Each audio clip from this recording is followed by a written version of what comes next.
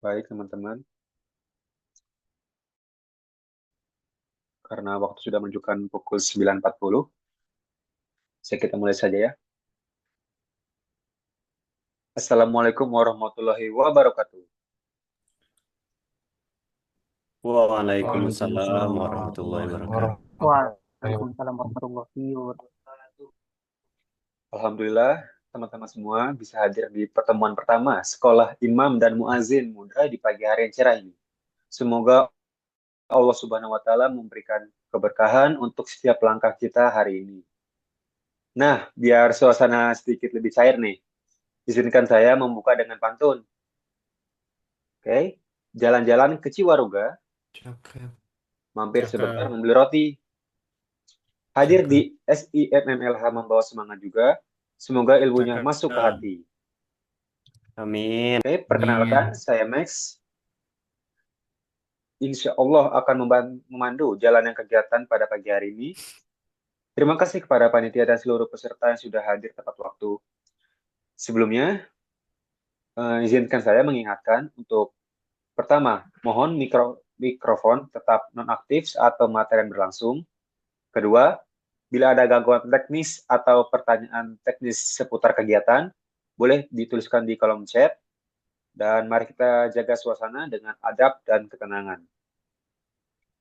Oke, sesi selanjutnya, mari kita buka acara dengan pembacaan ayat suci Al-Quran yang akan dibacakan oleh Saudara Umim. Kepada Saudara Umim, kami persilahkan untuk membaca ayat suci Al-Quran.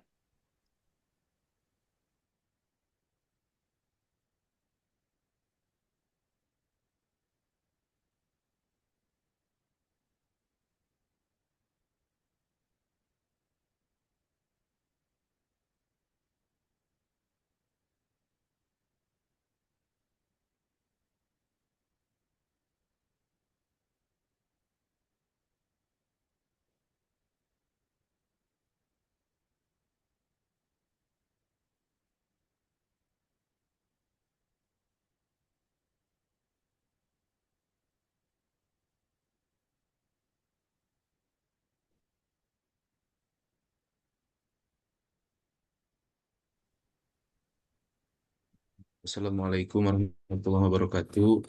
Izinkan saya Waalaikumsalam. membacakan lantunan Al-Quran. A'udzu billahi minasyaitonir rajim. Bismillahirrahmanirrahim. وسارعوا إلى مغفرة من ربكم وجنة عرضها السماوات والأرض أعدت للمتقين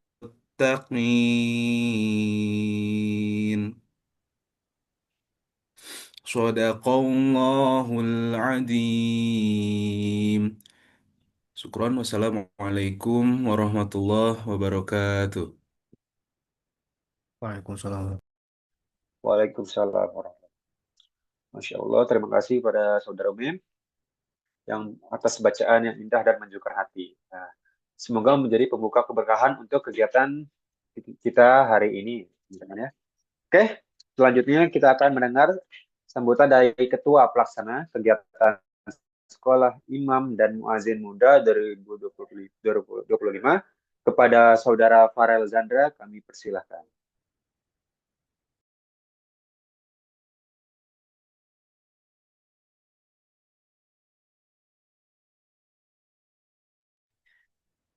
Baik, apakah suara saya sudah terdengar? Oke. Bismillahirrahmanirrahim. Assalamualaikum warahmatullahi wabarakatuh. Alhamdulillah, puji Waalaikumsalam. syukur kita panjatkan kepada Allah Subhanahu wa Ta'ala yang telah memberikan kesehatan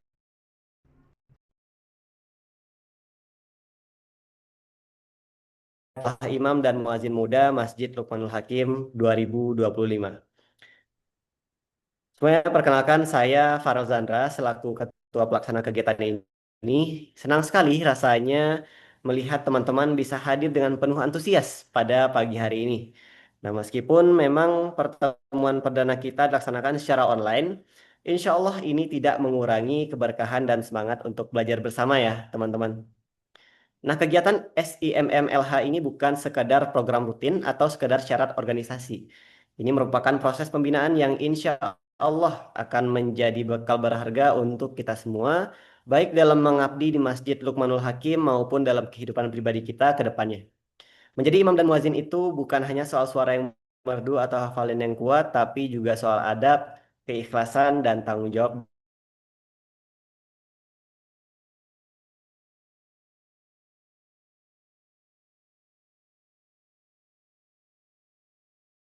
sudah meluangkan waktunya untuk hadir. Semoga Allah memudahkan langkah kita dan meridai kita dalam setiap usaha. Akhir kata, mari kita ikuti kegiatan ini dengan hati yang lapang dan adab yang baik. Dan semangat untuk teman-teman semua. Assalamualaikum warahmatullahi wabarakatuh.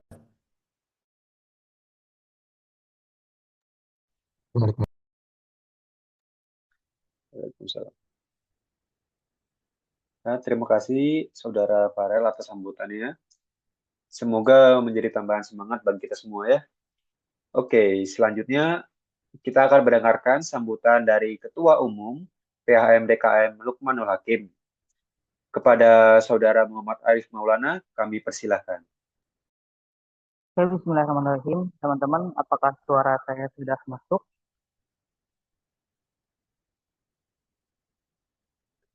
Apakah terdengar? Terdengar, Terdengar, Kang. Mas. Kang. Oke, siap.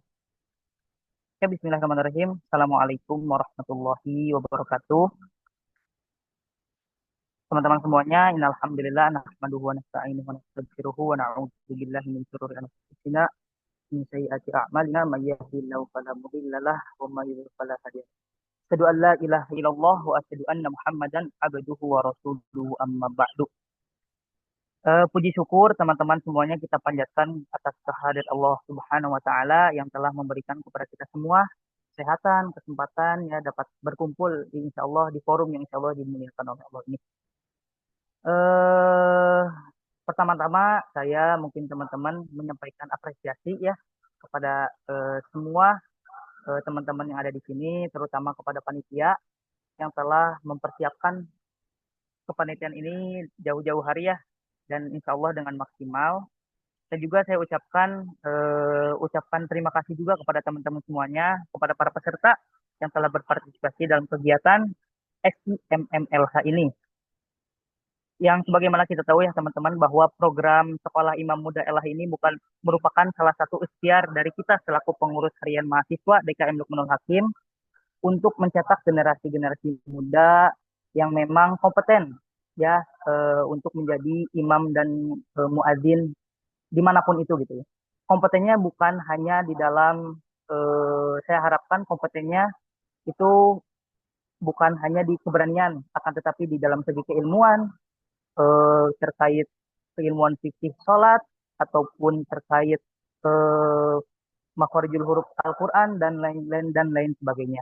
Maka daripada itu, saya harapkan teman-teman semuanya bisa mengikuti acara ini SIMMLH dari awal sampai akhir dengan sebaik mungkin. Ya mungkin cukup sekian ya teman-teman yang dapat saya sampaikan. Semoga kegiatan ini dapat berjalan lancar, penuh keberkahan, dan semoga Allah mudahkan bagi kita semua dan juga dapat memberikan dampak positif ya acara ini bagi kita semua. Akhir kalam, wassalamualaikum warahmatullahi wabarakatuh. Waalaikumsalam warahmatullahi wabarakatuh. Waalaikumsalam warahmatullahi wabarakatuh. Terima kasih atas sambutannya dari Saudara Arif. Semoga Allah memberi keberkahan untuk organisasi kita ini. Alhamdulillah kita tiba di inti acara pagi ini, yaitu pematerian. Hari ini kita akan mendapatkan fondasi pertama sebagai calon imam dan muazin muda. Jadi mohon disimak dengan baik teman-teman. Oke, sebelum saya serahkan kepada pemateri, ada beberapa aturan singkat yang perlu diperhatikan oleh teman-teman sekalian. Selama pematerian, Mohon fokus untuk menyimak dan mencatat hal-hal penting. Lalu catatan wajib dikumpulkan dalam bentuk PDF melalui form yang akan dibagikan oleh panitia. Catatan boleh ditulis tangan, lalu difoto atau bisa diketik langsung. Lalu screenshot keseruan hari ini sebagai bukti presensi yang akan dikumpulkan pada form nantinya. Mohon untuk jaga ketertiban kelas, mic tetap di mute, hindari keluar masuk Zoom, dan gunakan chat jika ada kendala teknis. Untuk pertanyaan untuk materi disampaikan pada sesi tanya jawab nantinya, teman. Oke, sebelum masuk ke materi, izinkan saya menyelipkan sedikit pantun. Beli kurma setelah Isya, rasanya manis bikin bahagia. Belajar dari imam dan muazin itu mulia, semoga Allah. Baiklah, kepada narasumber kita, Ustadz Muhammad Ikhyari, STMT, kami persilakan untuk menyampaikan materi. Teman-teman peserta silakan menyiapkan catatan atau perangkat masing-masing. Oke, kepada Bapak Muhammad Ikhyari dipersilakan. Terima kasih Mas Farid dan juga penyelenggara ya. Oke, Assalamualaikum warahmatullahi wabarakatuh. Waalaikumsalam warahmatullahi wabarakatuh. Alhamdulillahilladzi arsyada man istafahu min ibadihi litta'allumi wa ta'limi wa ja'ala al-ilma sababan najati wal fawzi bizulfa indal malikil azim. Wassalatu wassalamu ala man arsalahu Allahu ta'ala hadiyan ila siratal mustaqim wa ala alihi wa ashabihi al-faizina min sahbatihi wa itba'ihi bil khuludi fid daril baqa'in na'im. Alhamdulillah, eh, kita semua hadir ya. Alhamdulillah, mudah-mudahan dalam keadaan yang sehat walafiat dan juga dalam eh, pikiran yang siap ya untuk apa eh, majelis yang istilahnya apa ya, coba untuk menggugah kita sekalian, mungkin akan tugas kita ya sebagai apa namanya ke depannya nanti sebagai pemakmur ya. Utamanya bukan pemakmur masjid ya, masalah azan atau iqomah itu atau apapun ataupun imam itu kan hanya soal jadwal. Tapi setidaknya eh, apa namanya kita dalam rangka memakmurkan masjid juga juga secara ini kan ya, secara kesadaran masing-masing kan, ini tidak ada yang dipaksa kan gitu. Mudah-mudahan kita menyadari itu pada saat ini dan juga seterusnya. Oke, baik. Eh, saya hadir di sini atas eh, undangan dari Mas Arief ya sebagai apa namanya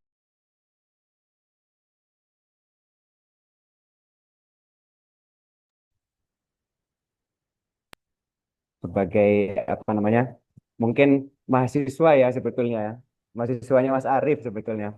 Saya sendiri eh, tugasnya sebagai dosen sebetulnya. Keseharian saya di Polban itu sebagai dosen di teknik telekomunikasi. Tepatnya Mas Arief ini gitu ya. Di bawah apa namanya jurusan teknik elektro seperti itu. Nah, itu keseharian saya sebetulnya Senin sampai Jumat sebagai dosen sebetulnya gitu ya. Di samping saya sendiri pribadi masih belajar juga sebetulnya, masih belajar eh, masih belajar utamanya kalau yang saya ikuti biasanya itu setiap Kamis malam itu ada diskusi di pesantren di Cibiru gitu ya.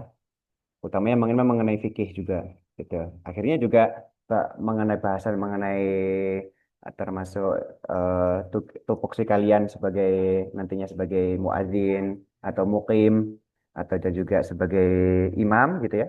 Nanti itu itu juga akhirnya kepelajari juga seperti itu.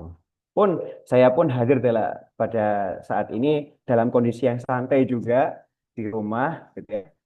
Juga outfit yang santai gitu ya. Karena jadinya kita juga belajar juga ya ya kalau bisa mungkin sebisa mungkin ya dengan suasana yang eh, se apa ya se welcome mungkin lah gitu ya. Baca pun rada mikir tapi rada nyantai lah gitu ya. Seperti itu. Baik. Oh ya, saya ada pengingat. Oke. Sip. Saya ada pengingat dari Mas Hanif ini. Katanya sampai pada 11.15 ya. Waduh, lama betul ya. Oke, nggak apa-apa. Dan juga eh, mungkin nanti seputar materinya akan masih dalam lingkup ini ya. Fikih tentang adzan, adzan dan iqamah ya tentunya, dan juga nanti fikih tentang jamaah ataupun nanti sebagai imam ya, atau istilahnya eh, beberapa hal yang penting yang mesti diperhatikan bagi para imam, dan juga nanti pun dalam keadaan jadi makmum sekalipun itu juga penting. Baik. Baik. eh Terdengar ya semuanya ya. Saya dari pembukaan sampai sekarang ya. Terdengar ya. Oke. Bisa diterima ya suaranya ya. Oke. Baik. eh untuk saat ini mungkin kita akan mulai dengan ini yang pertama ya, tentang fikirnya azan dan iqamah dulu, gitu ya.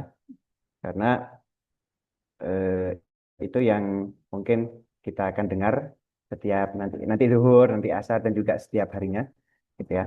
Adab kita nanti sebagai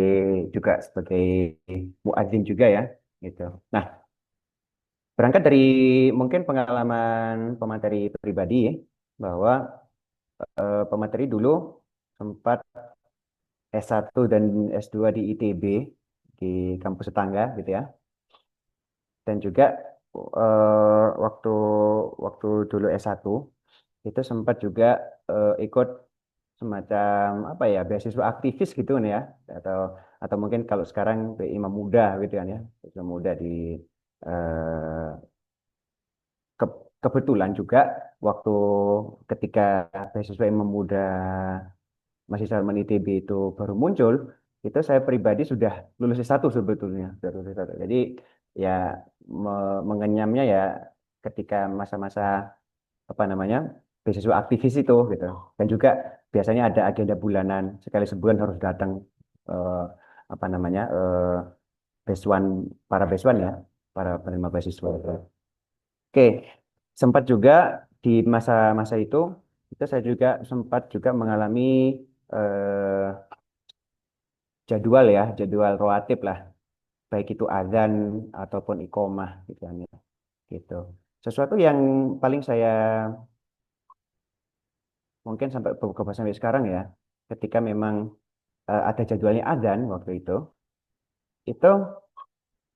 tugasnya tidak hanya azan saja, tetapi juga mengumumkan ada pengumuman yang harus disampaikan 5 menit sebelum azan itu. Gitu. Minimal apa ya, pengumuman dihimbau kepada seluruh jamaah untuk apa namanya untuk segera bersiap melaksanakan sholat duhur berjamaah seperti itu ya. Kira-kira gitu pengumumannya.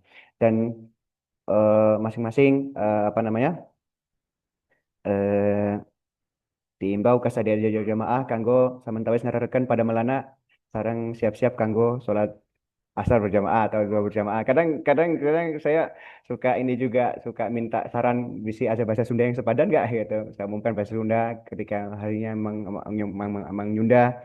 Kadang iseng-iseng juga pakai pengumuman bahasa Inggris seperti itu. Gitu. We like to announce that Zuhur time is about 5 minutes later atau apalah gitu ya. Kira-kira seperti itu. Nah, itu yang saya alami semacam studi ITB ya.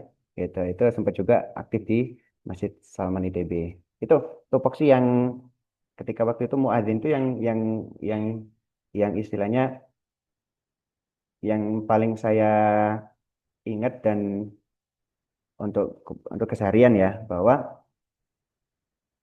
beberapa menit sebelum itu sudah standby di ruang azan, gitu ya. Tuh. Meskipun kalaupun di Luqmanul Hakim tidak ada pengumuman seperti itu, tapi setidaknya harus standby, gitu ya. Gitu. Ketika memang tidak bisa, maka butuh untuk japri eh, ke takmiran atau bagian ini ya, yang memang saya nggak bisa, saya harus digantikan. Maka komunikasi itu harus jalan memang. Gitu ya. Ketika miskom, biasanya suka saya ditegur gitu, atau dimarahin gitu. Gitu. Se, se apa ya? Se, mungkin kalau dibilang ketat ya ketat memang. Apalagi sifatnya waktu waktu masih dulu masih dalam ITB, masih dalam ITB itu masih yang mungkin terbuka secara umum ya, apa ada yayasannya sendiri, sehingga orang yayasan pun kalau kalau saya sendiri nggak siap bisa digantikan gitu oleh beliau-beliau yang orang-orang pegawai yayasan itu, seperti itu. Nah, artinya itu itu juga harus itu juga waktu waktu beberapa kali memang saya dapat teguran ketika itu tidak ditaati ya, gitu.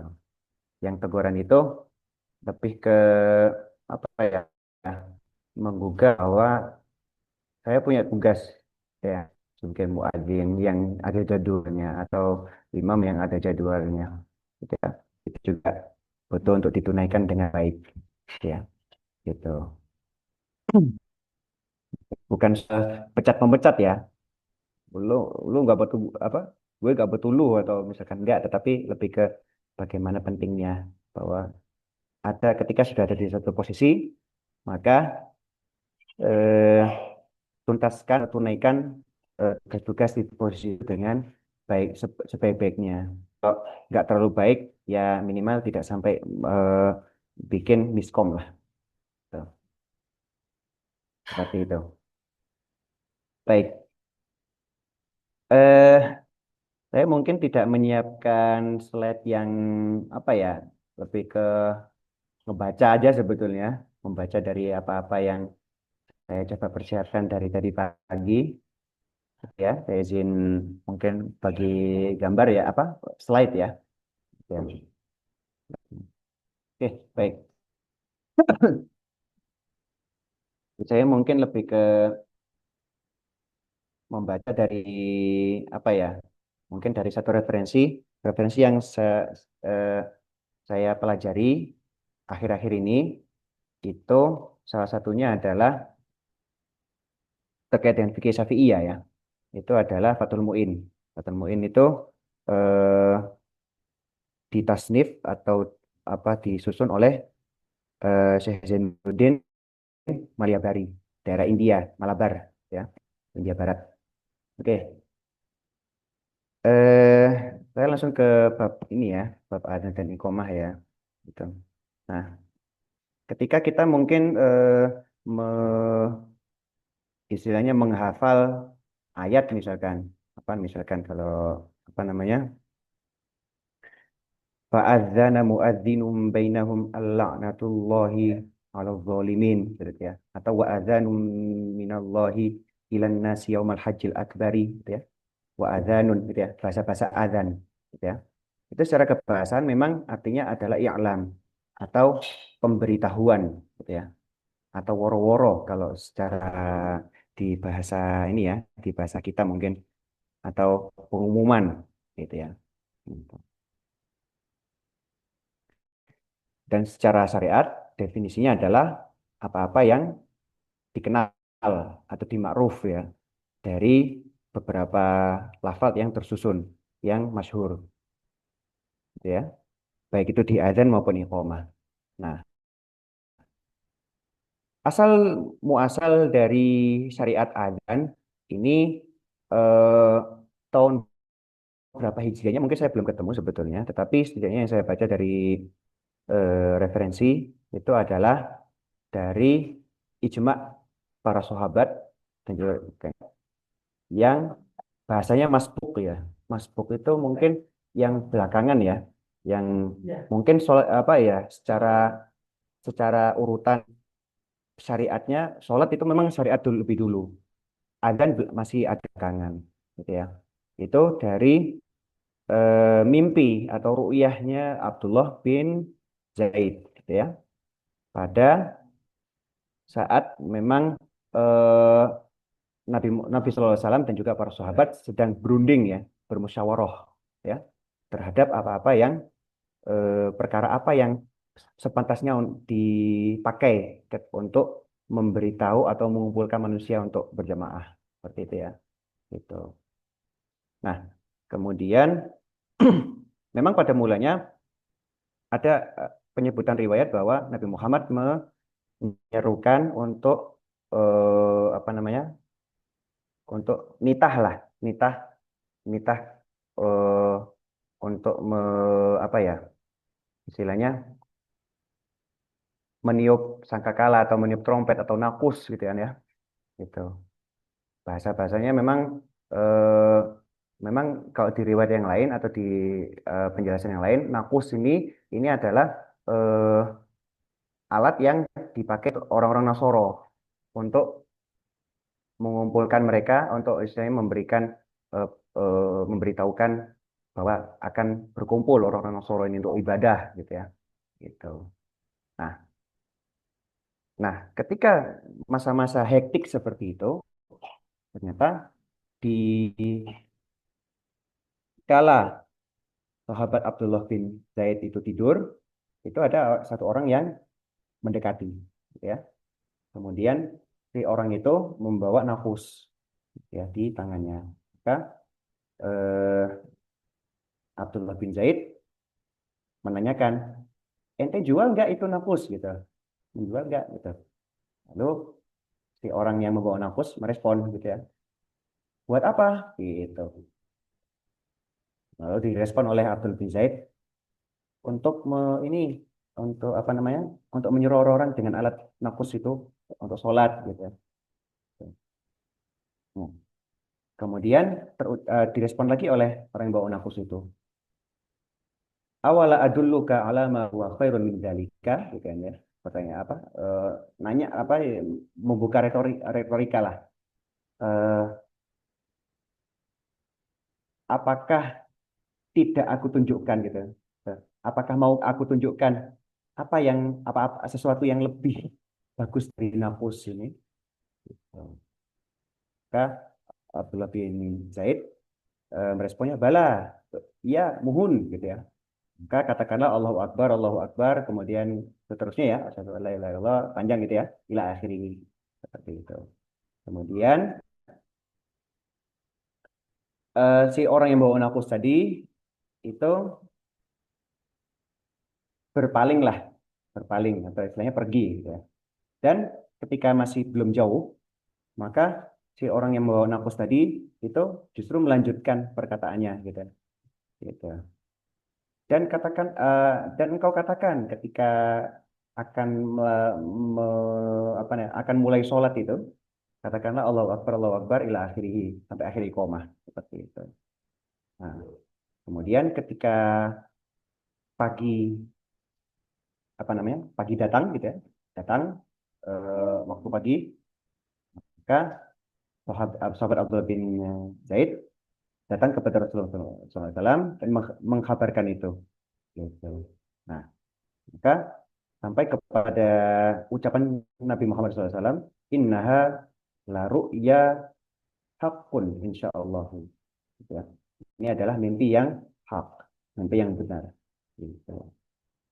Maka setelah itu Rasulullah menyuruh nitah ya ke sahabat Abdullah bin Zaid untuk pergi ke Bilal, sahabat Bilal bin Rabah, dan mendikte apa yang didapat dari mimpi sahabat Abdullah bin Zaid tadi, ya, supaya Bilal bin Rabah bisa menyeru atau bisa adzan dengan sistematika yang tersebut, gitu.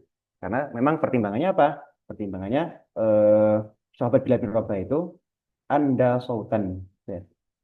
Minka kalau ke bahasanya Nabi ya, lebih tarik suarana tinimbang anjeun gitu. Sahabat Abdullah bin Zaid ya. Gitu. Lebih lebih keras ya. Maka ini juga menjadi satu dasar juga penunjukan muadzin itu adalah memang yang suaranya memang cenderung lantang gitu ya. Seperti halnya kalau bisa di ini ya, kalau bisa dibilang dibandingkan dengan saya dan juga rekan-rekan yang dulu pernah eh, diklat CPNS gitu ya, dalam pegawai negeri sipil itu selalu ada baris berbaris deui gitu, gitu, seperti itu. Itu ya itulah mereka-mereka yang mereka-mereka yang lantang itu yang eh, dijadikan pertimbangan untuk pemimpin upacara atau pemimpin pasukan seperti itu. Ya demikianlah dengan azan. Gitu. Itu satu. Oke, baik. Nah, kemudian peristiwanya ternyata belum usai ternyata. Nah, ketika sahabat Umar bin Khattab itu mendengar kabar tersebut, kabar dari Abdullah bin Zaid menyampaikan mimpi seperti itu, ya. Terus Umar bin Khattab sendiri itu istilahnya apa ya? Fakharaja ya ridaahu gitu ya. Me, istilahnya istilahnya apa ya? Beliau keluar rumah, kemudian beliau istilahnya ketika bertemu di Rasulullah itu menarik ya, sempat menarik ridahnya, gitu ya, ridah Rasulullah ya. Gitu. Kemudian sahabat Umar eh, bersumpah waladhi ba'atsaka bil haqqi, dan demi zat yang mengutus engkau wahai Rasulullah gitu ya dengan hak gitu ya. Laqad ra'aitu mithla ma ra'a. Aku telah bermimpi seperti apa yang dia impikan gitu. Maka Rasulullah menimpali falillahil hamdu. Maka hungkul ka Gusti Allah, untuk hungkul kagungan Gusti Allah, alhamdu, hari pujian. Gitu. Nah, dikatakan bahwa mimpi seperti ini itu ternyata dialami oleh bid atau asyaro sahabian, antara 13 atau 19 sahabat yang mengalami mimpi seperti itu, termasuk di antara dua tadi, di antara termasuk masuk ya sahabat Umar bin Khattab dan juga sahabat Abdullah bin Zaid gitu ya. Dikatakannya seperti itu. Qila, bahasa-bahasa qila kalau kita fikih itu adalah mungkin kaul yang kurang masyhur, tapi mungkin bisa dipertimbangkan juga atau bisa di apa ya, semacam pengetahuan umum bahwa ada pendapat seperti ini gitu. Gitu. Baik. Eh, di luar sholat, adzan itu juga disyariatkan ketika dalam kondisi yang misalkan mahmum gitu ya, di, di diadzankan di telinga orang yang kebingungan atau mahmum, atau hilang ingatan seperti itu ya, atau lagi ambek sambek ambek menang misalkan gitu ya, atau bagi orang yang buruk akhlaknya atau buruk tingkahnya, baik itu dari insan maupun dari binatang ternak, bahimah ya. Dan juga ketika hariq, ketika musibah kebakaran gitu ya. Gitu. Saya masih ingat ketika mungkin yang pernah saya tonton di media waktu dulu Reformasi 98 itu ada beberapa daerah di Jakarta yang dikepung api gitu ya, bakaran di mana-mana. Itu mungkin mungkin yang terliput waktu yang saya pernah lihat di liputan 6 SCTV itu mungkin ada salah satu yayasan sekolah Islam atau apa itu mereka azan itu di siang seperti itu di apa ya, Hamin 6 atau Hamin berapa menjelang menjelang mundurnya Soeharto itu tadi itu seperti itu. Nah, kira-kira seperti itu. Wendel Hariki begitu ya. Dan juga ketika taghawul ghilan atau tamarrudil jinni atau diganggu jin ya. Seperti itu. Gitu. Atau bisa juga diartikan ketika musibah gitu. Nah, kemudian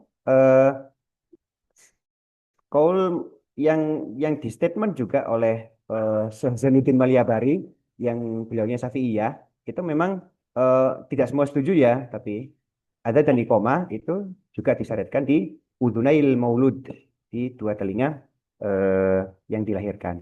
Ya, atau juga wa khalfal musafiri, dan juga disunahkan juga ketika menghantar musafir, orang yang bepergian, baik itu rupa-rupa sebetulnya kalau di kita ya. Mungkin kalau zaman dulu mungkin di kampung itu orang mau pergi jauh kemana atau mau mau pergi haji gitu ya, itu biasanya kalau orang kampung Rameyan itu diantaranya juga ngadanan seperti itu itu mungkin itu mungkin pendapat-pendapat yang eh apa ya, ya, bahasanya pun wakot yusanu, dan terkadang disunahkan. Terkadang ya kalau ada kata qad bergabung dengan fi'il mudhari atau present tense ya. Itu qadnya bukan berarti pasti atau telah, justru artinya terkadang gitu ya. Berbeda dengan kalau di koma itu kan qad qamatis shalah, qad qamat. Qamat itu fi'il madhi atau past tense. Ketika ada qad maka telah artinya gitu ya. Berbeda ya. Qad ketika nyambung ke fi'il mudhari di sini dengan qad yang nyambung di mungkin di kalimat iqamah itu atau kalimatnya iqamah, qad qamat as-shalatu. Baik, terserah ya. Satu ini ya. Mungkin pengetahuan umum juga.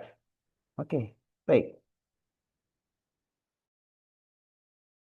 Dari adzan sendiri itu memang apa ya? Yasud bi fi'lil fardhi. Oke. Sunnah kifayah katanya, gitu ya. Wa yusannu 'alal kifayati. Artinya eh, tunaian adzan dan iqamah itu ada atau hasil dengan perbuatan sebagian komunitas itu, gitu ya. Tuh. Berdasarkan khabar dari Sahihain, Sahih Bukhari dan Muslim, idza hadarat as-salatu falyu'adzin, gitu ya. Maka berazanlah lakum, untuk kalian, ahadukum.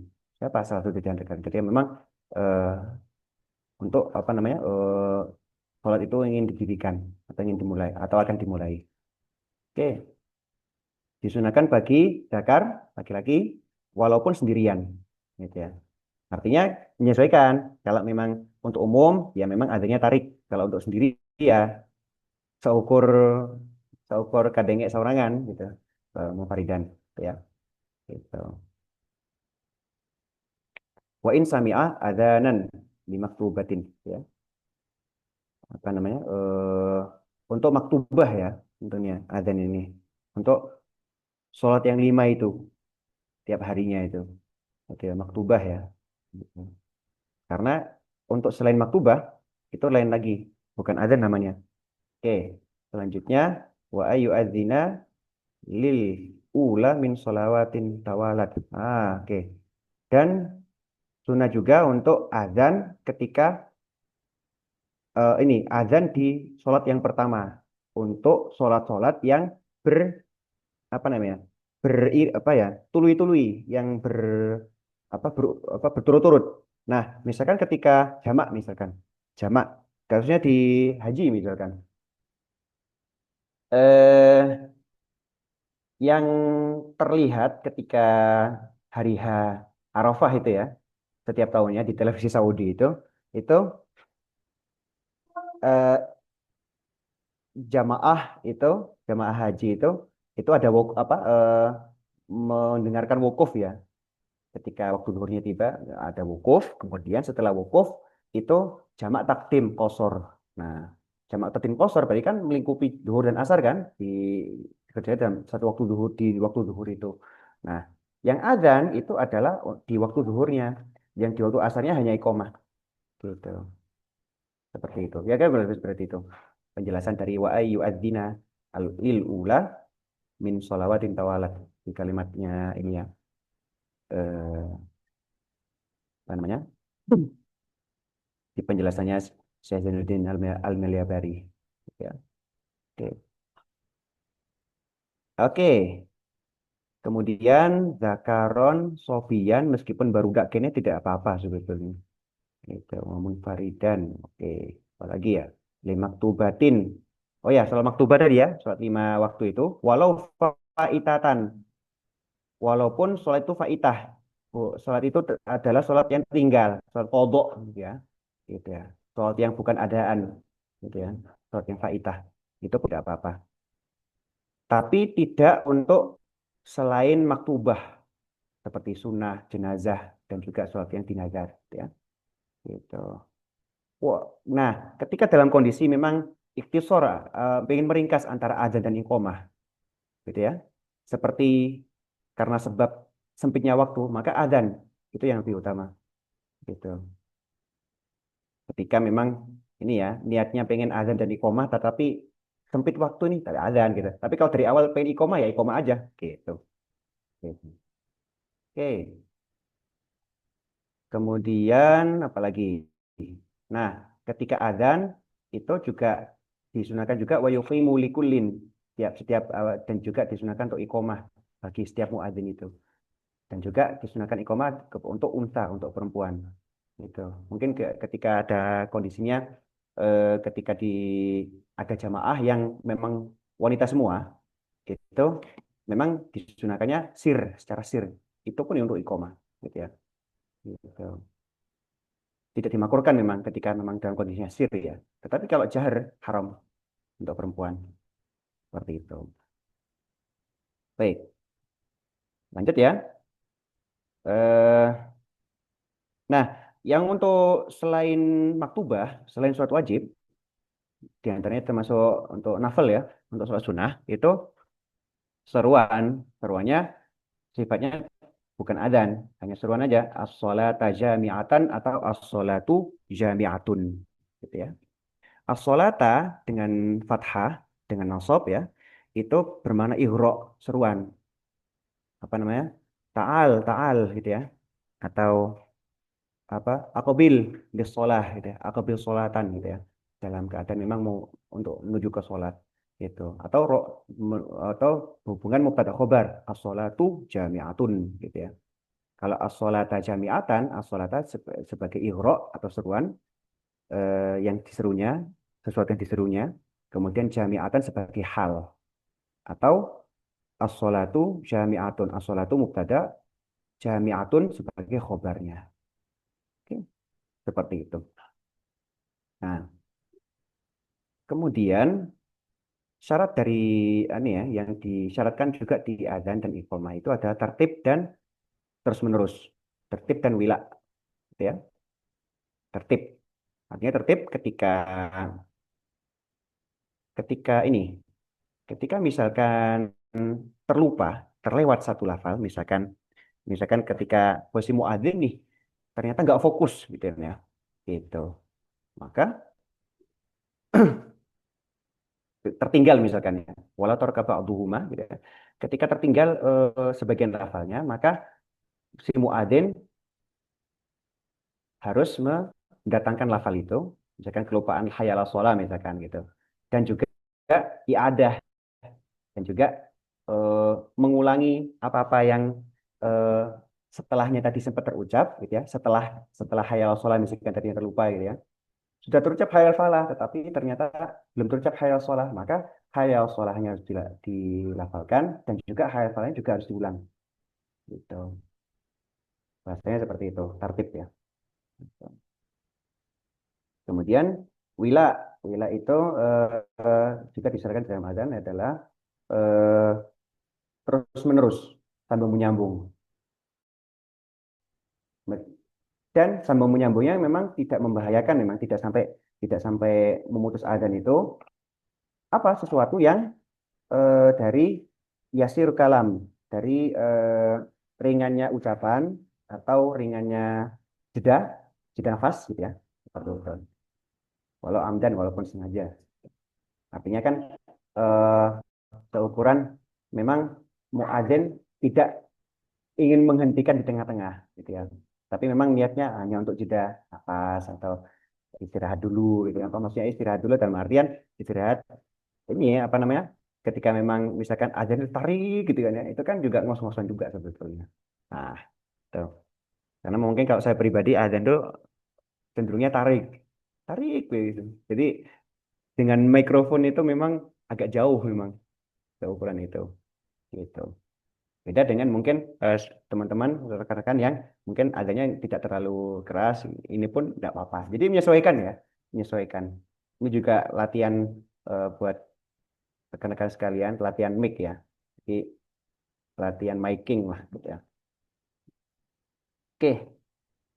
Nah, termasuk juga ketika waktu adzan juga, ketika dalam kasusnya misalkan bersin, gitu ya, saya bersin, maka tetap digunakan hamdalah meskipun sir, gitu ya, alhamdulillah, gitu ya. Jadi karena memang pas lagi apa namanya, lagi nggak fit gitu, ya, kan gitu terjadi, gitu.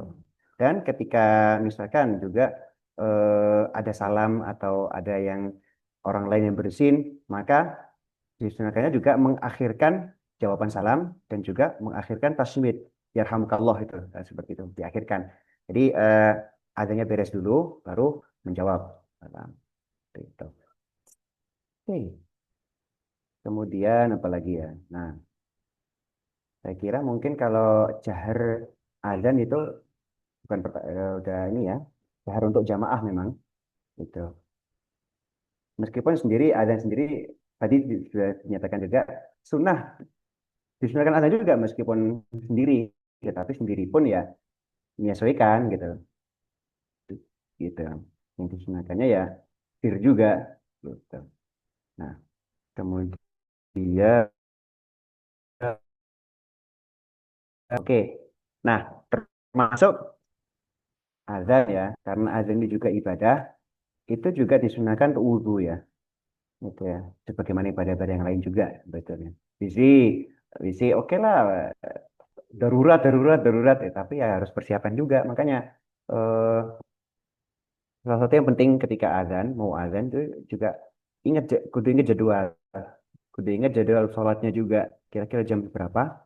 Dan juga memberikan waktu tempuh dari kelas ke Lukmanur seberapa jauh. Gitu ya. Sebagaimana saya dulu juga ngukur dari kelas ke Mahasiswa NTB seberapa jauh ya. Nututi apa keburu tanya gitu.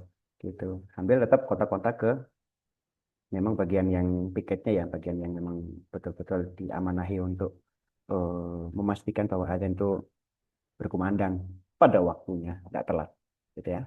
Gitu. Oke,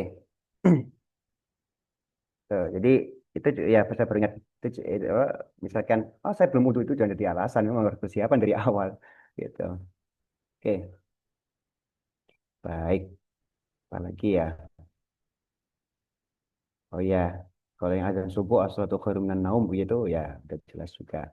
Oke, kemudian, nah mungkin kalau kalimat kalau di referensi fikih memang waja'lu masbahataihi bisomakhaihi. Jadi meletakkan dua telunjuknya itu di area telinga itu lah, apa namanya? Letupan gitu ya. Gitu. Meskipun itu sendiri eh, kalau di statement di kitab fikih itu memang meletakkan telunjuk di daerah telinga itu katanya ajma'u bisauti, itu lebih mengumpulkan terhadap suara. Katanya seperti itu. Meskipun meskipun itu sendiri suatu apa ya, bisa dikaitkan dengan konteks sekarang. Ya. Itu pun tidak dilaksanakan pun nggak masalah. Gitu. Karena sekarang sudah ada pengeras suara. Oke, oke, oke, tidak apa-apa. Kemudian apalagi wafihima qiyamun berdiri ya ketika ada dari koma dan istiqbal menghadap kiblat. Oke. Oke, istiqbal. Oke. Juga termasuk kondisi ketika misalkan adzan di tempat yang tinggi, kemudian apa tidak kalau tidak ada menarah itu sunahnya di apa satuhihi bisa satuhihi tsumma bibabihi di lapang lapang masjid ataupun di pintu masjid itu kontekstual sebetulnya kalimat-kalimat yang kontekstual di zaman sekarang ketika memang sudah ada pengeras suara tempat pun tidak masalah. Oke, baik. Kemudian ada yang disebutkan lagi juga termasuk di antara kesunahannya adzan itu adalah tahwil tahwil wajah, eh, eh, condongnya wajah ke kanan ketika hayya sholah dan ke kiri ketika hayya 'alal falah. Dan ini yang saya amati ketika mungkin sesekali nonton siaran televisi Saudi itu itu masih berlaku. Yang itu masih dijalankan oleh para muadzin di sana. Jadi di Madinah biasanya suka kelihatan ininya di momen hayya 'alas shalah atau hayya 'alal falah dia agak condong ke kiri ya. Lagi-lagi wajah ya, bukan bukan dada, gitu ya. Karena kalau dada tetap ke kiblah arahnya, ya. Wajah, condongnya wajah, ya, ke kiri, ke kanan kiri ya, seperti itu. Oke, kemudian oh ya ini, wala yaltafit fit taswibi ala naza'in fihi. Nah, eh, dalam lafaz taswib atau apa namanya taswib itu aswatu khairum minan naum itu tidak disunahkan iltifat, tidak disunahkan tahwil, tidak disunahkan noleh karena berselisih, ada perselisihan eh, pendapat dari para ulama sendiri gitu. Untuk menghindari itu ya udah tidak. Kalau menurut Syekh Zainuddin Al-Mulyabari. Nah, baik. Kemudian apa lagi ya? Ayo balik boleh saya. Nah, oh ya, kesunahan mengangkat suara ya, tarik suara, eh, apa namanya, suatu tambih ya, sorry tambih peringatan. Disunahkan mengangkat suara azan limun faridin ke yang munfarid di atas apa-apa yang di atas level suara yang dia terdengar sendiri, gitu. Nah, kemudian, nah untuk yang ini ya, tadi yang mungkin coba ditegaskan lagi. eh, Adzan untuk sholat sendiri pun itu disunahkannya mengangkat melebihkan tingkatan suara atau amplitude suara itu di atas suara sendiri seperti ini, di atas ini ya, gitu. Nah, kemudian untuk yang jamaah di atas level level suaranya di atas eh, level yang terdengar salah seorang dari jamaah seperti itu. Nah, kemudian wa ayyubaligho dan melebihkan lagi suara jaharnya lil amri bihi karena perintahnya itu. Dia terus wa khafdihi bihi fi musalla fi musallan uqimat fihi jama'atun wa insarafu. Nah, ketika kondisinya memang ada jamaah yang sudah apa namanya? Yang sudah ada. Ternyata mau adzan lagi, maka disunahkannya khafdihi. Disunahkannya itu justru tidak tarik, gitu ya. Karena kan sudah ada jamaah di depan ya, udah didirikan dan sudah bubar, gitu ya. Maka di tempat sholat itu tidak syariatkan jahar lagi, sebetulnya. Karena sudah kan tadi, itu. Kemudian disunahkan juga tartil. Tartil di sini itu ini ya menjaga makhrajnya ya. Hayya 'alas shalah sama hayya falah gitu ya. Jangan sampai kebalik antara ha dan haknya ya. Gitu. Itu situ. Tartil. Tartil termasuk juga tidak hanya lambatnya tempo azan tapi juga menjaga hurufnya ya. Gitu. Fokus ini ya mau termasuk fokus ya. Termasuk termasuk juga kita juga ketika baca Quran biasanya juga fokus juga gitu ya. Dan untuk azan tartil ya. Untuk iqomah itu idroj. Idroj itu mempercepat temponya, lebih cepat dari temponya adzan. Gitu. Kemudian taskin atau mensukukan ro di takbir awal. Meskipun enggak sukun, maka yang paling fasih adalah domah. Allahu Akbar. Seperti ya. Biasanya kan sudah nyambung juga. Jadi bisa dua. Allahu Akbar atau Allahu Akbar. Jadi rohnya di domah. Domahnya jelas. Gitu. Itu opsinya untuk lafaz takbir. Kemudian yang disunahkan juga adalah idgham dal lafal Muhammadan diidghamkan ke rohnya Rasulullah ya. Karena meninggalkan idgham bila gunnah di situ itu adalah termasuk lahan yang khofi, kesalahan khofi gitu ya. Itu karena tajwid juga sebetulnya ya. Oke. Nah, kemudian apa ya? Penting untuk penting juga untuk mengucapkan hak as-shalah gitu ya. Hak ya dengan wakofnya hak. Oke. Kemudian dimakruhkan adzan dan iqamah itu untuk muhdits, untuk orang yang berhadas. Artinya belum wudu kan? Gitu, belum wudu. Artinya kudu wudu dulu. Gitu. Sebetulnya bahasa-bahasa sobi termasuk juga barudak, barudak letik, azan pun itu memang masih bahasanya dimakruhkan ya, bukan maksudnya masih boleh ya, gitu. Termasuk orang yang fasik. Ini kita pertanyakan masing-masing ya dengan tugas kita sendiri. Kita juga apa ya, istilahnya kelayakan yang yang mesti kita nilai sendiri ya. Apakah kita memang masih sedang fasik atau enggak ya. Fasik artinya melakukan dosa yang sebetulnya dosa kita tahu tapi masih kita lakukan aja gitu ya. Itu fasik gitu. Gitu.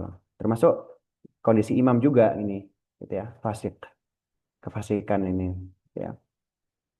Gitu. Dan dalam itu la yasihu nasbuhu. Tidak sah mengangkat muadzin yang golongan terutama fasik ini ya itu itu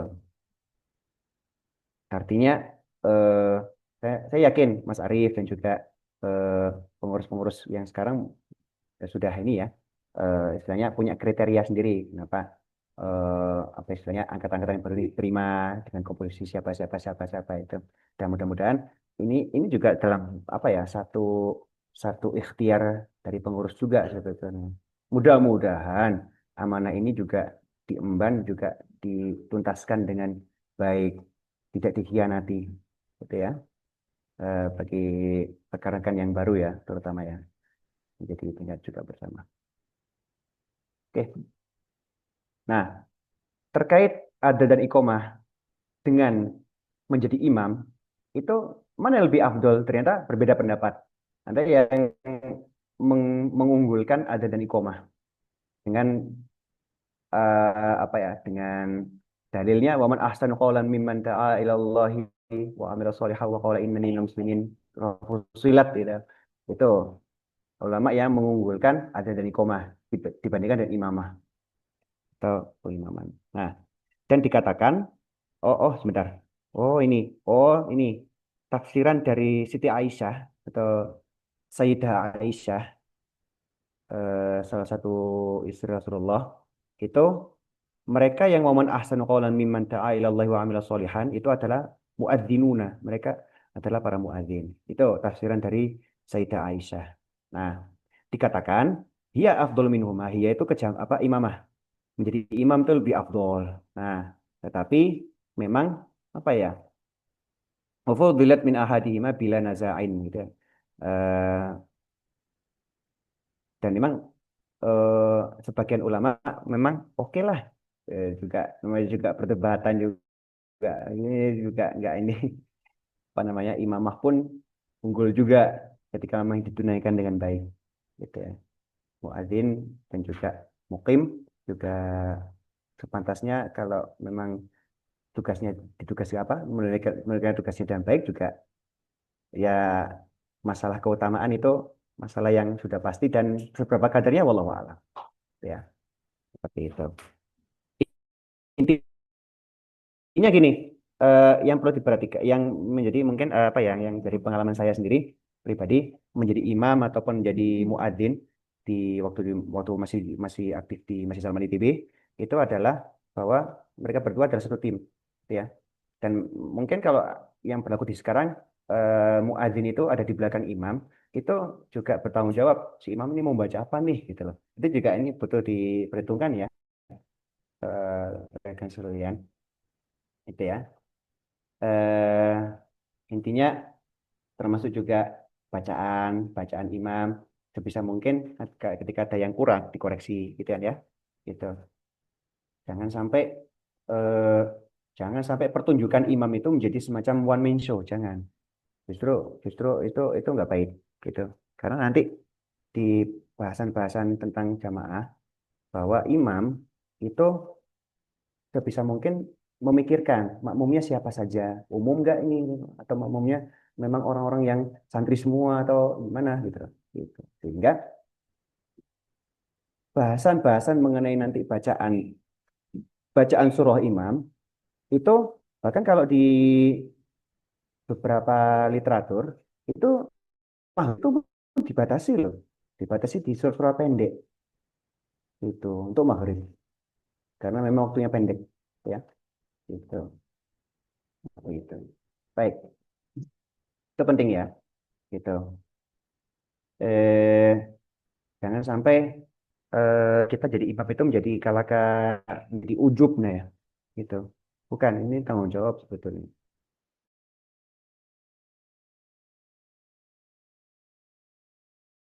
waktu main TV beberapa kali mempersiapkan yang katanya mau jus berapa itu akhirnya lupa juga ngeblank juga di waktu di waktu pelaksanaan saya jadi imam segala macam itu Allah karim itu bukan soal malu di hadapan makmum ya tapi juga tanggung jawabnya saya udah mempersiapkan apa tapi Allah gitu jadi ini jadi Jadi apa yang membentuk di pikiran saya tadi itu tadi bahwa imam makmum itu semuanya satu tim. Jangan sampai menjadi pertunjukan imam seorang. Gitu ya. Gitu. Ketika memang makmumnya awam, itu usahakan jangan keluar dari juz 30. Jangan. Atau jangan keluar dari ayat-ayat yang orang biasa hafal lah, misalkan Al-Baqarah 1 sampai 5 misalkan gitu ya. Atau mungkin komunitasnya apa Al-Kahfi silakan aja gitu. Ketika memang komunitasnya memang memang semuanya pada hafal Al-Kahfi dan bisa memastikan bahwa nanti kalau saya salah nanti dikoreksi oleh mereka-mereka ini. Gitu, tidak membiarkan. Itu itu penting ya, untuk diperhatikan ya rekan-rekan sekalian. Jangan sampai permainan setan itu masuk ke itu, ke peran kita sebagai muadzin ataupun imam nanti dengan ujubnya tadi gitu, atau dengan takabur. Baik. Oke, itu ya dari sisi muadzin ya. Nah, sekarang dari sisi mustami yang mendengarnya, mendengar ada dan iqomah. Mendengar ada dan iqomah itu memang orang hadas pun masih masih masih sunnah loh untuk ini ya. Nah, ini ya penjelasannya di sini. Sunnah bagi orang-orang yang mendengarkan ada dan iqomah baik yang mendengarkan secara apa ya? Apa namanya? Yang bisa membedakan huruf-hurufnya gitu kan ya. Gitu. Bagi yang tidak bisa membedakan apa namanya membedakan huruf-hurufnya yang kurang bisa gitu kan ya gitu maka dia eh, tidak dihitung mendengarkan kalau menurut Syekh Zakaria Al-Ansori itu pendapatnya Syekh Zakaria Al-Ansori gitu ya bagi orang-orang yang tidak bisa membedakan antara huruf per hurufnya pendengar adzan yang tidak bisa membedakan huruf per hurufnya itu tidak dihitung mendengarkan gitu menurut Syekh Zakaria Al-Ansori oke. Sunnahnya apa bagi para pendengar adzan dan iqomah? Yaitu untuk mengatakan dengan perkataan yang semisal adzan dan iqomah. Gitu ya. Walaupun yang mendengarkan sendiri masih belum wudhu atau masih junub atau masih haid gitu ya. Itu menurut qaul yang masyhurnya menurut Syekh Zainuddin Al-Albani. Berbeda dengan pendapatnya Syekh Subki. Gitu ya. Gitu. Atau masih juga misalkan apa ya, ya masih masih junub masih masih haid masih belum wudhu itu masih belum apa-apa. Oh, tidak apa-apa untuk menjawab gitu ya gitu Oke. Nah, apa ini? Mustanjian atau lagi cebok. Lagi cebok ini adab soalnya. Adab. Adab kita emang enggak lah. Dihindarin dulu. Cebok dulu, beresin. Misalnya masih di WC, baru jawab azan. Ketika memang sempat. Atau kalau nggak sempat ya, ya tinggal Allah merubah ditambah misalkan kalau sudah beres cebok misalkan. Ya, karena masalah adab ya. Kemudian, nah, ilam alhana yulhinu, yulhina, lahnan bi ghairil yughayyirul makna. Eh, ketika lafal adanya tidak lahan, tidak salah, gitu ya.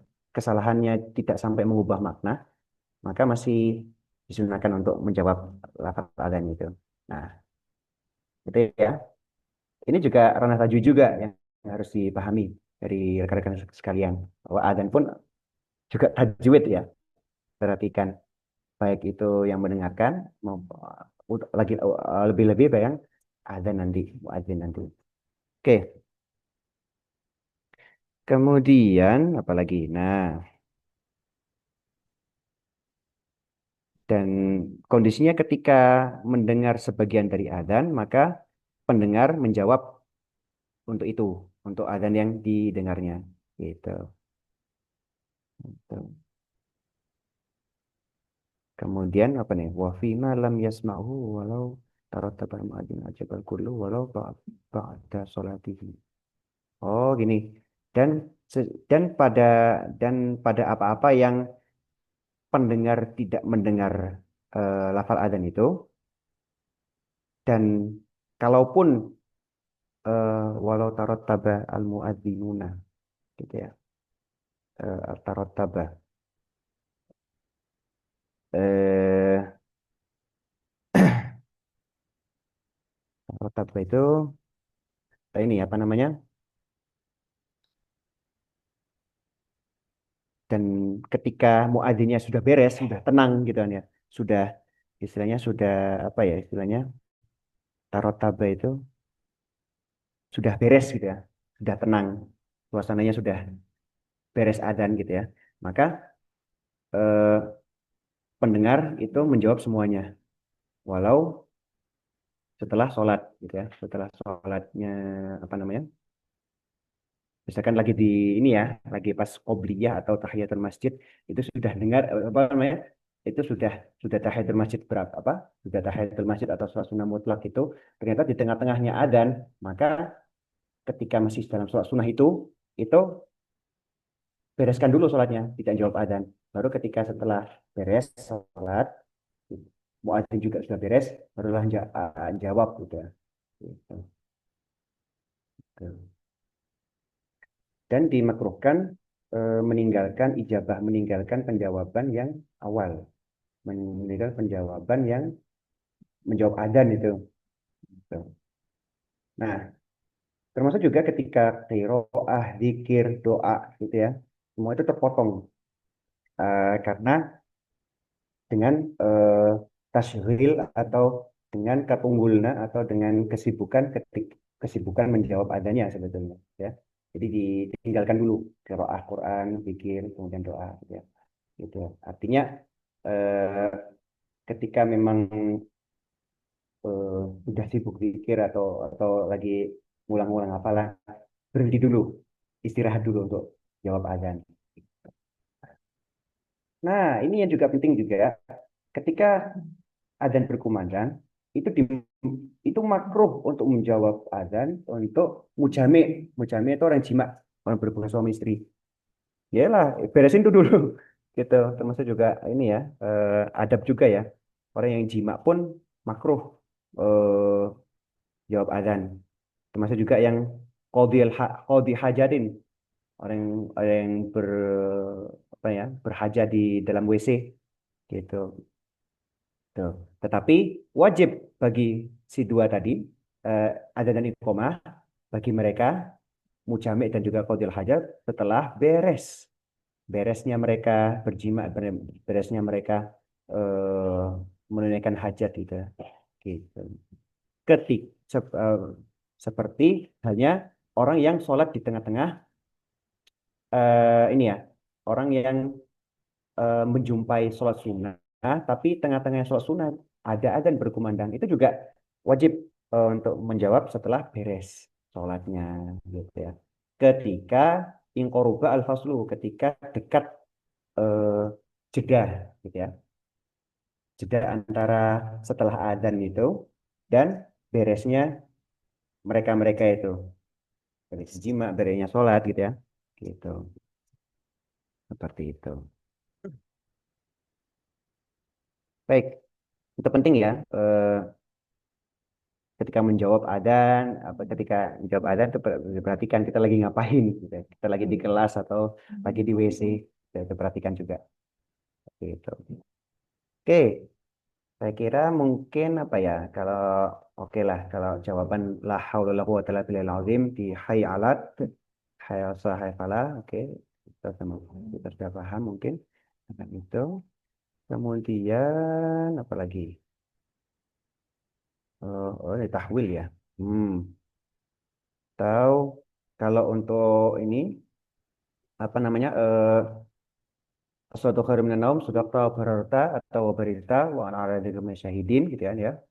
Itu untuk kalimat tersebut. Termasuk juga iqomah. Iqomah juga ada jawabannya sebetulnya. Setiap apa namanya? Jadi ngejawab itu tadi juga juga tidak hanya menjawab adzan tapi juga menjawab iqomah. Nah, untuk jawaban kalimat iqomah qad qamatis shalah, jawabannya adalah aqamahallahu wa adamaha wa ja'alani min solihi ahliha. Seperti itu. Kemudian, oke, apa lagi ya? Nah, oke, saya kira itu ya kesunahannya ya, termasuk juga nanti juga setelah azan dan juga setelah iqomah itu sunahnya berdoa dengan sholawat, gitu ya, itu ya. Tidak jarang misalkan setelah Allah merubah di da'wati tammati itu ada tidak jarang juga kalau dijumpai di televisi Saudi itu announcernya atau mudhi' atau penyiarnya itu mengimbuhi Allahumma sholli ala Muhammadin wa ala ali Muhammadin. Kama shallaita itu panjang juga ya. Allahumma sholli ala Muhammadin wa ala ali Muhammadin. Allahumma rabb hadhihi da'wati tammah was shalatil qa'imah. Dan seperti itu. Jadi ada sholawat gitu tetap tetap memasukkan unsur sholawat ke Nabi Muhammad setelah beres adzan, beres iqomah dan juga beres menjawab adzan dan menjawab iqomah seperti itu. Oke, itu ketika intola faslun bainahuma, ketika agak panjang pasal pemisahnya. Ketika dirasa tidak terlalu panjang, maka cukup sholawat pun tidak masalah seperti itu. Nah, termasuk juga kalau yang dijumpai juga di zaman dulu ya, Indosiar zaman dulu, itu setelah adzan maghrib itu, Allahumma hadza iqbalu lailika wa idbaru naharika wa aswatu du'atika faghfirli. Itu ada riwayatnya juga sebetulnya. Itu kalau apa namanya ketemu apa kalau dulu uh, menjumpai siaran-siaran Indosiar zaman dulu ya, gitu. Itu ada yang seperti itu, doa yang seperti di maghrib itu. Kalau subuh kebalikannya gitu kan ya. Allahumma hadza iqbalu naharika wa idbaru lailika seperti itu.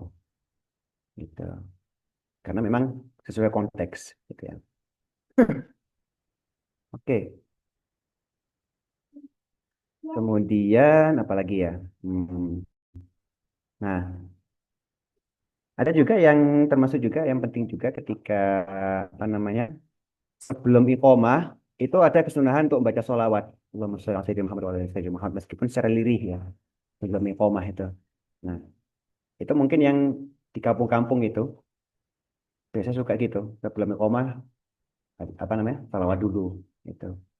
Tapi untuk yang sebelum adzan itu memang eh, lebih sedikit lagi yang menguat apa ya istilahnya eh, yang berpendapat eh, ada kesunahan misalkan sholawat sebelum adzan ya. Itu mungkin lebih jarang gitu. Karena memang menurut Syekh Ibnu Ziyad itu sebelum adzan pun tidak saya jumpai ada kesunahan itu gitu. Gitu. Tapi lagi-lagi ini masih ranah sunnah. Kita tidak permasalahkan maupun apa mau disertakan sholawat atau enggak. Gitu ya. Oke. Kemudian apalagi waqala Syekhul an hatusannu qablahuma wala yusannu Muhammad ba'dahuma. Oke. Iya, menurut Syekh Al-Bakri justru disunahkan sholawat di dua kasus sebelum adzan maupun sebelum iqamah. Tetapi di setelah adzan dan iqamah itu kan lafaz terakhir la ilaha illallah, tidak disunahkan Muhammadur Rasulullah, dilanjutkan dan itu tidak disunahkan. Nah, seperti itu. Oke. Kemudian salah satu yang penting juga ketika antara adzan dan iqamah, biasa suka nyantai kan? Nah, ini perlu disebutkan dengan apa? Salah satu amalan yang juga apa ya, yang waktu mustajab lah, itu waktu antara adzan dan iqamah, ya. Riwayatnya sudah jelas, tidak ada, ya. Artinya ketika waktu antara adzan dan iqamah nunggu di masjid itu sibukkanlah dengan kalau nggak baca Quran baca qiraat lah, gitu. Oke, kemudian, nah, satu kasus ketika terkait dengan orang yang beres wudhu ketika bertepatan dengan beresnya muadzin itu bagaimana? Maka orang yang wudhu tadi itu eh, doa setelah wudhu dulu. Asyhadu an la ilaha illallah wa asyhadu anna Muhammadan abduhu wa rasuluhu wa ma syaa'a minat tawwabin wa syaa'a minal mutatahhirina, seperti itu ya. Karena itu adalah ibadah yang memang dianya sendiri memang si yang mutawaddi sendiri, orang berwudhu itu sendiri beres dari itu yang dulu didulukan. Nah, barulah zikir azan, Allah marbadi da'wati tammati, seperti itu ya. Gitu. Nah, karena apa ya? Karena Al-Balqaini berpendapat doa yang setelah wudhu itu ta'aluk atau keterkaitannya dengan eh, Nabi Sallallahu Alaihi Wasallam, gitu ya, yang memang itu eh, apa ya istilahnya, mana ya? Oh, sebentar. Oh, enggak. Wudhu dulu memang. Wahasuna ayyatiya bisyahadatai wudhu'i, gitu ya. Rumah. Oh, oke. Doa setelah wudhu dulu, baru kemudian doa setelah adzan, yaitu taluknya memang doa setelah adzan itu kalau kita cermati, kita sadari betul, itu sebetulnya doa kepada Nabi Muhammad juga sebetulnya, gitu loh. Doa untuk memohon Nabi Muhammad itu ditinggikan derajatnya, padahal Nabi Muhammad sudah tinggi derajatnya. Tapi ya kita cermati bareng-bareng lah bahwa hati Muhammadan al-wasilata wal fadilata, berikanlah kepada Nabi Muhammad wasilah dan fadilah, keutamaan. Tuh.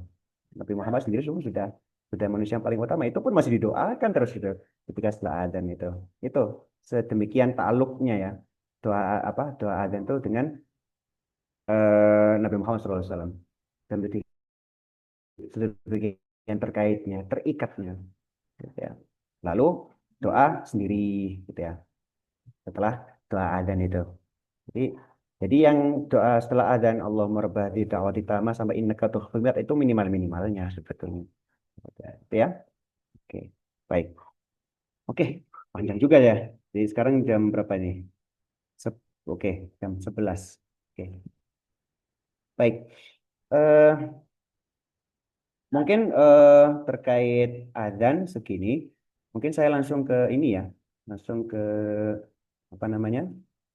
Langsung ke terkait dengan ini ya, imamah mungkin. Ini mungkin yang sama-sama kita coba ini ya, cermati bareng-bareng ya, bahwa terkait dengan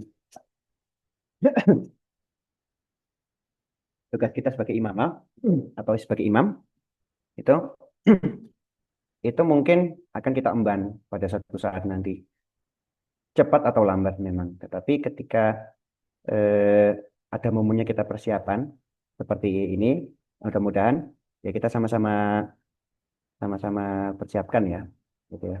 Ini yang kita coba eh, bahas di sini itu adalah terkait dengan siapa yang lebih utama ya untuk jadi imam gitu ya di antara sekian itu. Meskipun sebetulnya itu itu adalah hal yang sebetulnya kalaupun di jadwal ya ikut jadwalnya aja gitu ya. Karena apa? Karena yang lebih berhak adalah memang otoritas itu sendiri, al-hakim itu sendiri gitu ya. Ketika memang konteksnya zaman Nabi Muhammad SAW masih hidup, maka Nabi Muhammad sendiri yang mutlak jadi imam karena beliaunya sebagai hakim, sebagai pemimpin gitu ya. Nah, kemudian termasuk juga ketika di rumah, kasus ketika ada jamaah di rumah, maka penghuni rumah yang lebih utama jadi imam daripada tamu, gitu kan ya. Termasuk juga ketika bagaimana rumah itu disewa, maka yang lebih penting adalah penyewa rumah itu yang lebih utama jadi imam daripada istilahnya yang pemberi sewa sebetulnya, ya, mu'ir, pemberi sewa, pemberi sewa rumah ketika memang hadir ketika jamaah di rumah, maka pemilik pemberi sewa itu yang lebih utama daripada penyewanya. Gitu. Nah, termasuk juga ketika dalam status perbudakan, sayyidnya lebih utama daripada abdunya atau hamba sahayanya. Selain mukatab katanya. Mukatab ini mah lebih jauh lagi nanti bahasanya mukatab. Oke, ketika sekarang di masjid kasusnya. Nah, maka yang lebih utama adalah imam yang rotib yang sudah ditetapkan berdasarkan keputusan otoritas tempat. Dalam hal kalau Majlis Hakim ya Dewan Pembina gitu kan ya. Gitu. Seperti itu. Di kala tanpa kehadiran pengurus gitu ya. Pengurus mungkin Pak Iyeh atau sesepuh-sepuh yang ini ya gitu. Bukan saya, bukan. Sesepuh-sepuh mungkin ya inilah gitu. Yang lebih utama memang imam yang memang sudah terjadwalnya, imam rawatib gitu ya. Bahasanya memang rawatib yang sudah ditertibkan secara ini ya, secara administrasi, secara apa ya istilahnya, secara penetapan otoritasnya ya gitu. Gitu. Nah, itu yang lebih utama. Kemudian kriteria berikutnya adalah yang paling faqih, al-afqah, yang paling faqih, yang paling faqih. Artinya faqih itu tidak hanya diukur dari ijazah ya, enggak, tapi juga termasuk juga kefakihan ulama-ulama kita dulu itu ketika misalkan dijumpai ada mungkin satu perbuatan yang ternyata itu tidak berkenan di masyarakat, itu dengan sendirinya status muhadis itu runtuh gitu loh. Atau periwayat hadis itu. Kalau kita mungkin menjumpai sejumlah kasus ya, ada hadis yang dhaif itu karena ada satu orang yang ternyata pernah melakukan sesuatu yang memang nggak berkenan di masyarakat itu, gitu. Bukan hanya bukan bukan tidak hanya membicarakan soal sesuatu yang asusila, bukan, tetapi sesuatu yang nggak berkenan ya, gitu. Itu juga sudah jadi catatan gitu loh, gitu. Nah, kemudian itu tentang kefakihan ya, gitu. Termasuk juga cuma ala yang paling fasih, yang paling paham kiroat. Kiroat tidak hanya soal ini ya.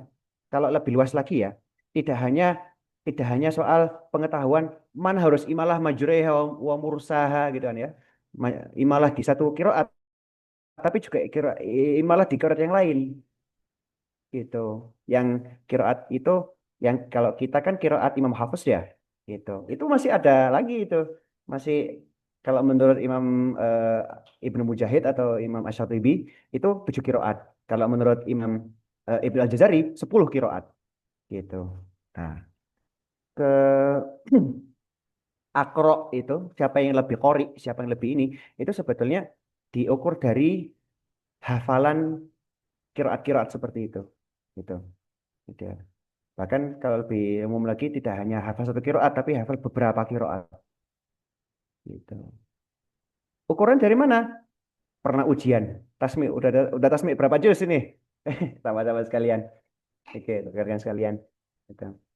Saya kemarin kemarin sebelum sakit itu juz 9 deh tasmi di Tanggerang di Cibiru. Saya yang ujian. Masih kena ujian gitu. Kemudian setelah akro, kriterianya adalah auro. Siapa yang lebih waro? Siapa yang lebih memelihara hal haram syubhatnya, gitu ya. Kemudian siapa yang lebih dahulu di tempat, di lokalitas itu, di komunitas itu, atau karuhun atau leluhurnya, gitu ya. Terus siapa yang lebih dulu berislam, gitu ya. Kemudian siapa yang lebih bernasab mulia, gitu ya. Kemudian siapa yang lebih banyak zikirnya, yaitu siapa yang lebih bersih pakaiannya, gitu ya. Lebih lebih apik secara zahirnya ya. Terus kemudian siapa yang lebih bersih badannya, kemudian siapa yang lebih eh, bagus pekerjaannya, gitu ya. Sonah, apa ya, pekerjaan okupansi ya. Kemudian siapa yang lebih bagus suaranya, loh suara bagus tuh belakang, belakang, belakang, belakang. Suara bagus tuh belakang. Yang benar-benar dibenahi itu adalah karena kita apa ya, pengetahuan kita tentang sholat ini, atau kemudian dan iqamah, apa namanya, fikihnya lah, gitu. Kemudian juga adabnya. Terus kemudian siapa yang bagus secara penampilan surah, gitu ya. Gitu. Maka ketika sama semua ini, tahapan-tahapan ini ketika dilalui, ternyata satu tahapan siapa yang lebih fakih, ternyata ada dua yang sama-sama fakihnya, maka diundi. Gitu, diundi. Nah, artinya apa? Undiannya tidak akan berlaku ketika memang sudah rotib, sudah memang imam yang sudah terjadwal, gitu ya. Oke. Dan hati-hati juga, lagi-lagi kita diingatkan ketika membaca fikih tentang bab sholat ini, apakah kita fasik, gitu loh. Gitu. Fasik nggak kita? Gitu. Karena ketika ternyata yang fasik itu ternyata lebih akro dan afkoh, itu ternyata orang yang lebih adil itu diprioritaskan. Yang lebih adil, lebih lebih apa ya istilahnya, secara apa ya, kita nggak kita nggak berani memang mengatakan bahwa kita sendiri adalah Fathul Qorib berjalan atau Fathul Muin berjalan, enggak. Tetapi kalau ternyata ada label dari masa-masa kita kepada guru-guru kita, ternyata oh ada Ihya Ulumuddin berjalan misalkan, eh, ada kitab apa berjalan, itu menandakan bahwa tidak, yang bersangkutan itu tidak hanya hafal kitab itu, tapi juga mengaplikasikan apa yang, menerapkan apa-apa yang baik-baik di situ itu sepenuh sepenuh penglihatan orang, gitu. Wallahu a'lam, mas, ketika masalah nanti eh, masalah batinnya seperti apa, tapi secara zahirnya pun secara perangai ya, atau akhlak itu memang tanggung jawab kita semua ya, katakan akan. Ini jadi peringatan sebetulnya ketika ada penyebutan imamah orang yang adil itu lebih diprioritaskan daripada imamah orang yang fasik, gitu kan ya, orang yang suka apa namanya, yang sudah tahu dosa tapi dilakukan aja, gitu. Padahal dia sendiri akro, dia apa yang fasik itu sendiri sudah afkoh, gitu, gitu. Ini jadi perhatian kita semua ya. Oke. Nah, termasuk juga apa lagi ya? Ini kalau fasik ini dia lebih ke soal perilaku ya, perilaku keseharian. Nah, ada juga di bawah ini di statement bahwa apa namanya, hamba sahaya yang fakih dan orang merdeka yang tidak fakih itu disamakan statusnya dalam prioritas imam ya. Termasuk juga orang yang lolong, orang yang penglihatannya kurang kurang bagus, gitu, kurang baik, dan yang orang yang penglihatan sempurna itu disamakan statusnya. Karena apa? Karena kalau saya tadi pagi coba memverifikasi lagi, salah satu imam qiraat, Imam Polun, salah satu rawi dari qiraat Imam Nafi, itu sebetulnya orang yang ini, orang yang asom, orang yang pendengarannya kurang kurang baik. Termasuk dia kurang baik mendengarkan bau trompet. Trompet dia nggak dengar, tapi bacaan Quran dia dengar, gitu. Nah, seperti itu kata apa namanya, istilahnya ukuran disabilitas ya sebetulnya. Hmm. Jadi ini juga kita ini ya, kita perhatikan juga ya, bahwa mungkin di antara kita mungkin ada yang kurang baik, kelihatannya kurang baik pendengarannya, tapi ternyata lebih lebih akro gitu ya, lebih lebih lebih fasih, lebih pengetahuan agamanya juga lebih ini seperti itu. Nah, oke. Itu ya perhatian ya kita semua ya. Oke, bahwa selaginya kita ini juga sebetulnya berimplikasinya ke pengetahuan umum kita juga gitu loh. Siapapun yang kita yang memiliki kekurangan kekurangan apa gitu ya, kekurangan baik itu diri maupun keluarga, tetapi ketika bisa lulus tepat waktu, bisa lulus dengan layak kemudian ya, dapat nilai A, B atau nilai A juga layak, itu itu juga kita respect dengan mereka-mereka itu. Gitu. Bisa jadi mahasiswa-mahasiswa kita nanti melebihi dosennya gitu loh, secara ini ya. Ya. Itu melebihi saya dan juga rekan-rekan dosen gitu ya, dan boleh jadi melesat lebih tinggi karirnya seperti itu ya. Gitu.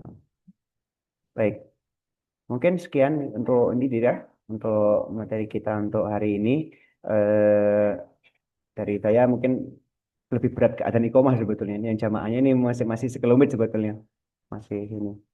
Oke, saya kembalikan ke Mas Farid ya, moderator atau mungkin timekeeper ya. Silakan.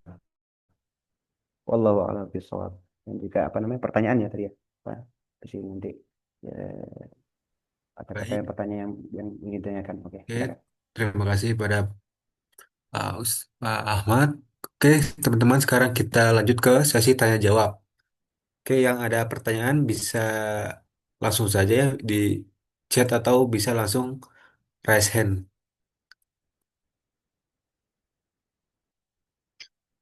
Oke, pertanyaan pertama dari Mas Arif ya. Kepada Mas Arif dipersilahkan untuk bertanya.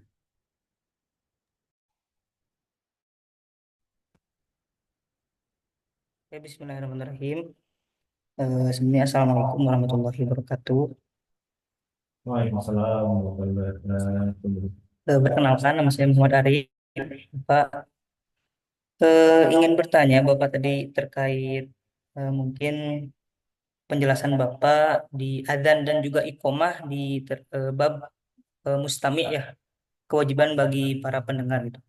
Jadi kan juga disebutkan bahwa misalnya ketika kita eh, sholat sunnah ataupun berwudu itu kan kita tidak diberi keberatan atau tanggung jawab untuk menjawab adzan terlebih dahulu, tapi menyelesaikan ibadah tersebut terlebih dahulu gitu.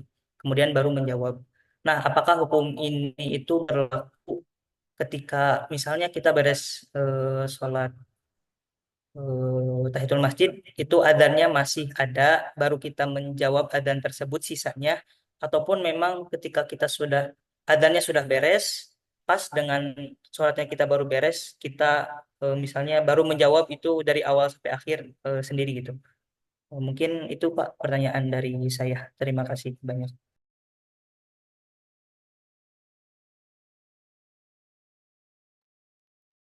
Oke, bagaimana eh, Tuan moderator? Gimana?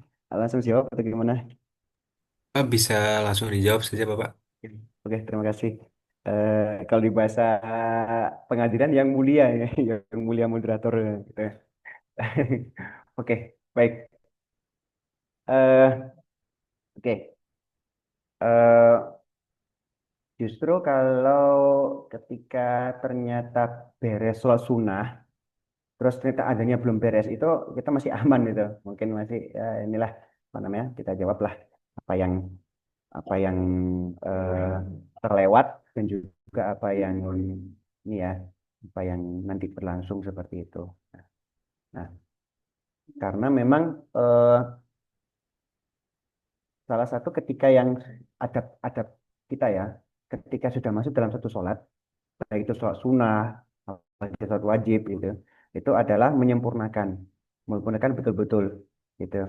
Jadi justru ketika apa namanya, ketika salam itu bukan dari mungkin bukan dari misalkan seukur sebenarnya lebih detail lagi sebenarnya bahasan-bahasan nanti kita pikir itu ketika ternyata ada orang tua yang ternyata salam gitu ya, maka ya udah batalin aja sholat gitu nanti nanti sholat lagi gitu karena memang menjawab yang seperti itu lebih penting gitu. Tapi ketika eh, menjawab salam yang kita masih bisa tunda gitu ya, atau masih bisa kita kasih aba-aba gitu ya. Termasuk juga ketika menjawab adzan, sekalipun menjawab adzan pun sunnah sebetulnya.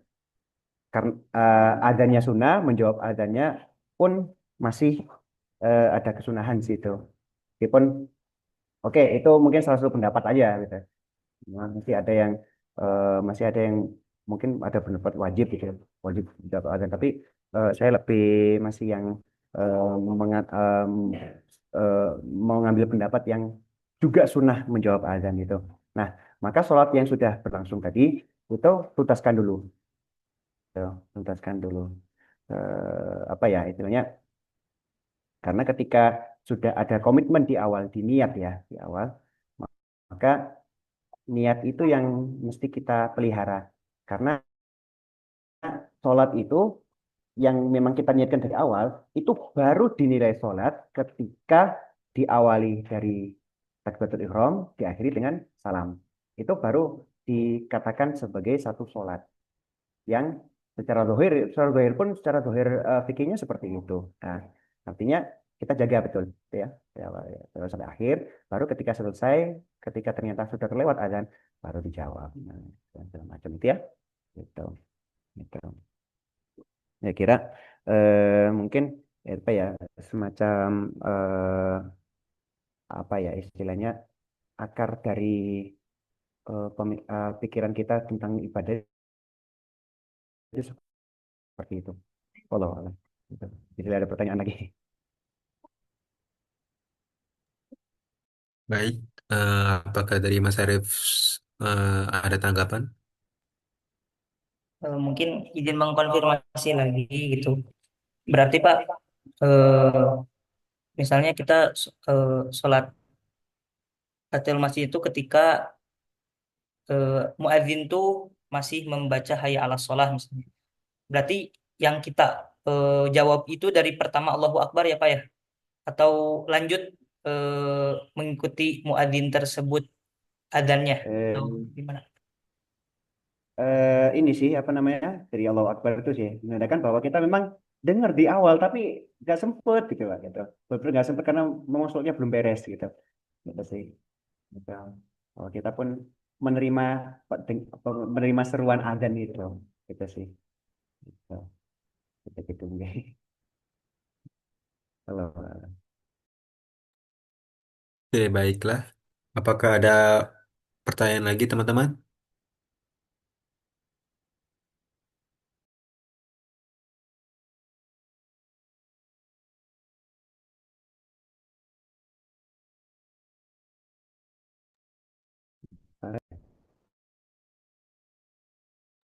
Baik, silakan Mas Farel untuk bertanya. Baik Pak, Assalamualaikum warahmatullahi wabarakatuh dan teman-teman sekalian juga. Mungkin di sini saya ingin bertanya terkait materi yang mungkin tadi sedikit baru dipaparkan, tapi ini selalu menjadi pertanyaan saya begitu. Jadi terkait urutan prioritas siapa yang paling berhak jadi imam kan tadi ada pemilik rumah gitu yang lebih berhak daripada yang lain begitu. Dan juga imam tetap kalau di masjid itu daripada orang yang barangkali hafalannya lebih banyak atau lebih fasih. Nah, sebetulnya Pak, apa makna atau nilai adab atau barangkali nilai kepemimpinan yang syariat ini ingin ajarkan kepada kita? Kenapa seperti itu? Karena di pikiran saya awalnya harusnya imam itu yang bacaannya yang paling fasih dulu didahulukan terlepas dari dia pemilik rumah atau tidak gitu. Barangkali seperti itu Pak pertanyaannya. oke. Saya gimana? Tuan Momot Baik, saya Pak. jawab Ya, langsung ya. Oke. silakan dijawab. Oke, bahasa di awal memang tadi ya apa namanya hakim ya bahasanya hakim. Hakim itu kalau mau objektif ya cara bahasa kitab-kitab fikih ya. Kalau yang apa namanya kalau yang saya coba tunjukkan lagi yang barusan ini itu adalah mungkin ini masih apa ya? Hitungannya kita pikir yang masih belakang-belakang ini kitab At-Taqrirat As-Sadidah, kitabnya Zain bin Ibrahim bin Sumail itu Yaman ya, gitu. Nah, mungkin ini semacam lebih keringkasan ya sebetulnya, tapi kurang lebih urutannya seperti ini juga. Bahasanya yaitu adalah yang diawali itu adalah wali atau hakim. Nah, pemimpin di sini bahasanya sebetulnya.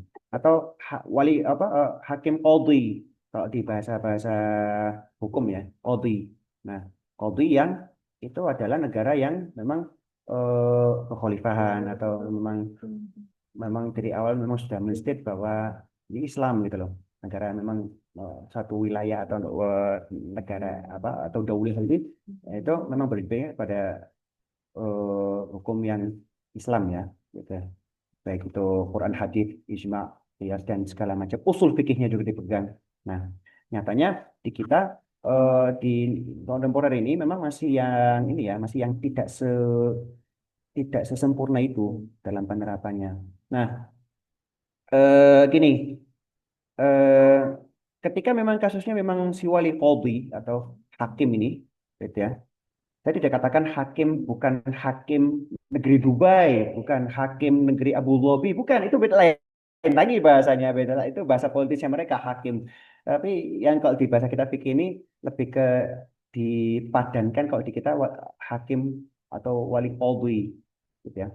Yang memang secara secara otoritas sah dan juga secara keilmuan itu juga sah. Keilmuan fikihnya juga gitu ya gitu. Tidak hanya soal dia menguasai hukum kolonial, bukan. Dia menguasai hukum agama justru. Hakim bahasa di sini, wali hakim di sini. Gitu ya.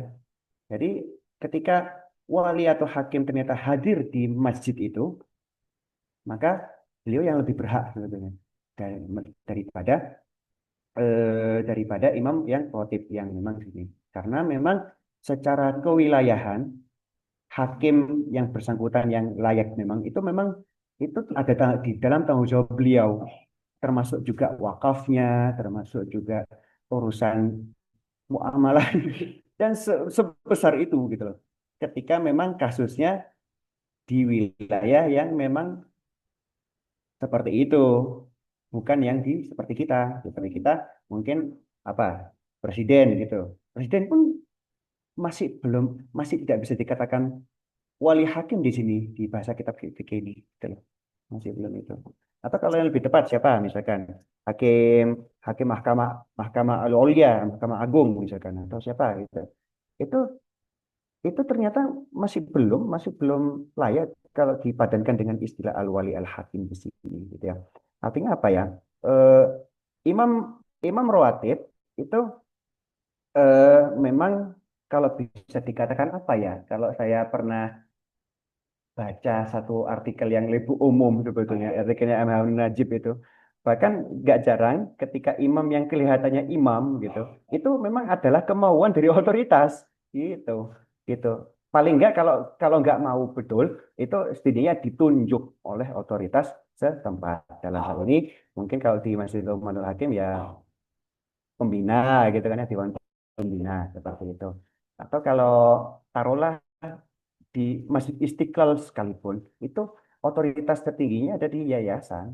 yayasan atau ketua yayasan pembina atau Masjid Istiqlal gitu kan ya seperti itu nah apalagi misalkan masjid mana lagi misalkan gitu nah eh, bisa dikatakan apa ya wali hakim di sini di bahasa kitab ini itu masih harus ditelisik lagi dan apakah bisa istilahnya bisa dijadikan satu patokan yang lebih lebih awam dalam satu kehidupan yang bernegara di kita mungkin mungkin kayaknya itu masih jauh gitu kayaknya di kita pun gitu, siapa yang jadi hakim siapa yang jadi ulama siapa yang ini masing-masing aja gitu gitu hakim pun tidak tidak semuanya menguasai hukum fikih yang muamalah sampai betul-betul di bab nikah tolak dan juga umul walad belum gitu loh itu seperti itu. Artinya memang yang lebih layak di sini adalah memang yang lebih yang punya tanggung jawab di kalau kalau apa namanya, kalau bukan di satu wilayah itu yang dia memang sebagai wali atau hakim, minimal yang memang berwenang, yang diamanahi di masjid tersebut, yaitu dalam hal ini imam rawatib seperti itu. Intinya tanggung jawab ya. Tanggung jawab yang memang semestinya, yang memang sudah diemban, sudah di sudah dibebankan, itu dilaksanakannya kepada orang-orang yang memang sepantasnya di situ, seperti itu. Makanya ada urutan.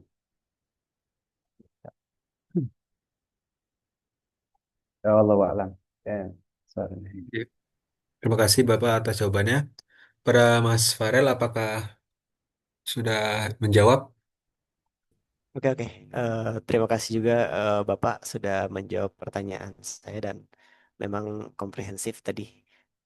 Boleh Mas Max dilanjutkan saja. Dari saya cukup.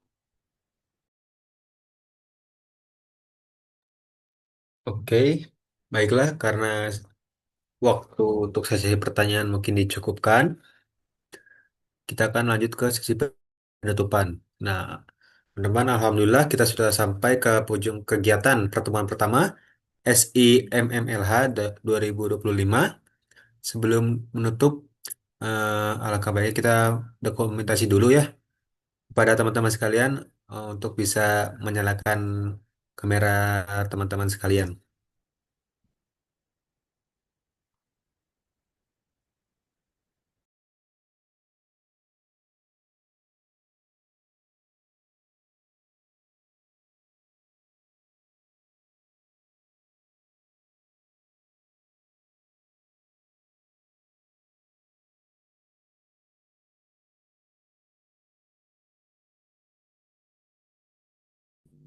Oke, baik. Mungkin saya aja ya yang SS sebentar. Ini ngubah layout dulu. Ada.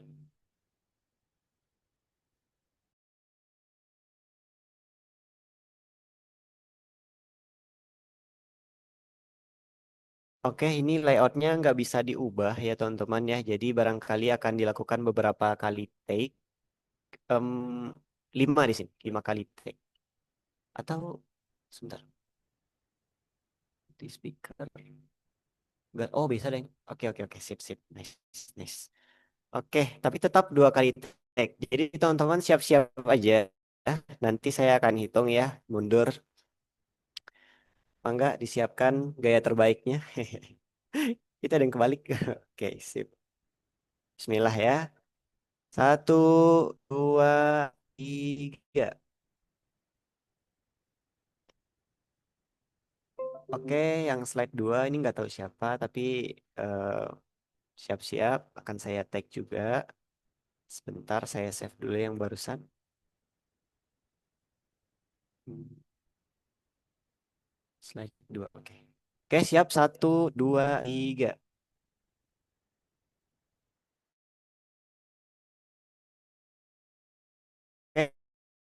Oke, alhamdulillah. Ikuti sampai akhir. Mangga dilanjutkan lagi, Mas Mek. Baik, terima kasih kepada Mas Farel atas sesi dokumentasinya. Oke, teman-teman, terima kasih kepada pemateri Pak Ahmad atas ilmu yang sangat bermanfaat. Terima kasih juga kepada seluruh peserta yang sudah mengikuti kegiatan dari awal sampai akhir. Nah, sebelum yang kita pelajari hari ini menjadi amal soleh yang bermanfaat. Doa kafaratul majlis. Subhanaka Subhanakallahumma Allahumma hamdika wa asyhadu an la bihamdika ilaha illa anta asyhadu astaghfiruka wa atubu an ilaik. la ilaha illa anta astaghfiruka wa atubu ilaik.